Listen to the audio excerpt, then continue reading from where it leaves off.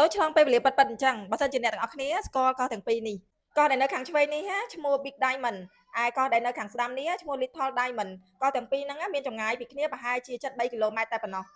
ហើយកោះទាំងពីរនេះផងដែរស្ថិតនៅច្រកសមុទ្រ Bering រវាងរុស្ស៊ីនិងរដ្ឋ Alaska របស់អាមេរិកអ្នកទាំងអស់គ្នានៅក្នុងរដូវរងាសមុទ្រចុះត្រជាក់ហើយកោះអញ្ចឹងកោះទាំងពីរនេះអាចដើរឆ្លងទៅវិញទៅមកបានដោយថ្មើរជើងនេះហើយគឺជាចំណុចដ៏អស្ចារ្យបើសិនជាយើងចាប់ផ្ដើមដើរពីកោះ Big Diamond នៅចន្លោះម៉ោង9ពេលយប់នៅថ្ងៃអង្គារនោះយើងនឹងទៅដល់កោះ Little Diamond នៅចន្លោះម៉ោងប្រហែលជា12ពេលព្រឹកនៅថ្ងៃច័ន្ទទៅវិញដូច្នោះហើយមានន័យថាយើងត្រឡប់ពេលវេលាថយក្រោយប្រហែលជា21ម៉ោងត្រង់ចំណុចនេះប្រហែលជាអ្នកទាំងអស់គ្នាឆ្ងល់ហើយមែនទេមូលហេតុនោះគឺវាស្ថិតនៅចន្លោះបន្ទាត់ការបរិច្ឆេទអន្តរជាតិដែលបង្កើតភាពខុសគ្នានៃពេលវេលា21ម៉ោងដែលមិនគួរឲ្យជឿកោះ Big Diamond គឺជាកម្មសិទ្ធិគ្រប់គ្រងដោយរុស្ស៊ីដែលមានត្រឹមតែបុគ្គលិកយោធាប៉ុណ្ណោះរស់នៅទីនោះចំណែកឯកោះ Little Diamond ជាកម្មសិទ្ធិរបស់សហរដ្ឋអាមេរិកដែលមានប្រជាជនប្រមាណជា80នាក់រស់នៅទីនោះ